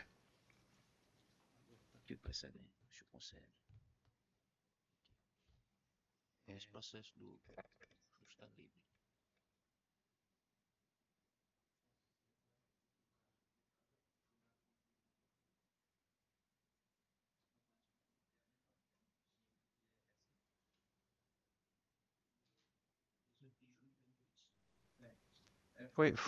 Eu voltando aqui ao número 12, foi localizado o meu precedente realmente agora, Essa é uma reflexão que foi feita recentemente por mim. em que eu estou acompanhando esse posicionamento que foi levantado pelo desembargador Amilcar. Então, pedindo todas as vênias, eu vou acompanhar a divergência no 12. Acompanhando a divergência. No caso, não há ampliação de quórum? Não, é agravo. Não, agravo. É agravo. Então, relator. Vossa Excelência, porque pela antiguidade eu Fico pelo relator. Fico como relator para o acordo e julgado por maioria, desprovendo o recurso, não é isso? Exato. O agravo. Ok. Agora vamos para o... A gente estava no 14? Só falta 16. O 15 já foi. O 16... O 16 era uma apelação cível da minha relatoria. Apelação cível 08-20-796. Apelante é DRGDN. Apelado Defensoria, polo passivo. Ele estava na pauta virtual, não era isso? E o desembargador Amilcar havia pedido vista. Eu recebi uns memoriais, recebi as partes, advogado, e achei prudente, independente se esse desembargador Amilcar trouxe o voto ou não, trouxe não. Eu achei prudente retirar de pauta para fazer um exame mais detalhado nesse meu voto. Certo? Também Vossa Excelência teve as mesmas dúvidas que eu, porque as questões aqui é alimento, não é exatamente. Eu recebi a criança com a mãe da criança. Então, retirar de pauta e a gente vai examinar isso com mais cautela. Somente. Então, encerrada a parte jurisdicional, a administrativa não tem nada, a presidência não tem proposições. Desembargador Amilcar? Não, Excelência, só porque ontem eu estou contando essa semana, aí às 2h30 acordado para despachar um procedimento, não consegui mais dormir, aí a cor... 2h30, né? Eu acho o seguinte, você no plantão ser deferido ou indeferido, tudo bem, mas o indivíduo quando tenta usar o plantão numa matéria que já foi jogada várias vezes ao tribunal, que é rejeitada, ele tenta construir uma urgência no plantão e o processo não é conhecido, não é apreciado, porque não é caso de plantão, ele devia pagar uma multa. Não é possível uma situação dessa. Doutora Érica? Doutora também. Então, nada mais havendo, agradecendo a presença de todos, declaro encerrada a presente sessão.